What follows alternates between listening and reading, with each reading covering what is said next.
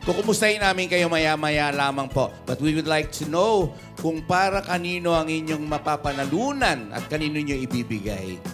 Alexa? Ang aking bida fishery po ay tinatawag na Munting Tahanan ng Nazareth. Sa Pampanga po ito at nakita ko talaga yung mga batang iniwan, product ng ganito, ng ganyan mga kahirapan sa buhay. At yung mga naiwan doon na tumanda na doon na hindi na napapansin. Doon pa rin. Oo. Doon may nakatira. Kaya gusto kong bigyan ng boses o pagmamahal yung mga hindi napapansin, yung mga hindi sikat na foundation. Nice. Gusto ko yan. Munting tahanan. Tsaka malay mo, dahil sa sinabi mong yan, maraming magkaroon ng interest. Diba? Sana, no? Diba? Tama. Ibida natin. Pwede. Thank you. Okay, ito naman si Almira. Ang aking bida fishery naman ay Potion Project. Since kasi I'm really a big fan of mga pets. And nakakausap ko din yung may-ari ng Potion Project. And they really need fund. Yes, sa mga pet lover ka. So I'm pretty sure for mom ka. Yeah. How many pets? 3 pets. Wow. Chad, sa'yo, ano?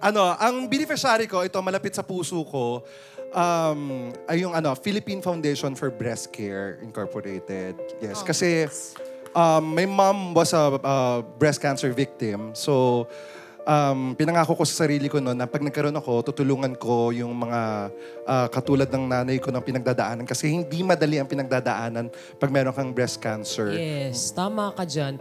Sir Randy, Madam Kay, kasama natin si Mami yata na parang hello po. Marami pong salamat kay Chad at nagkakilala po tayo.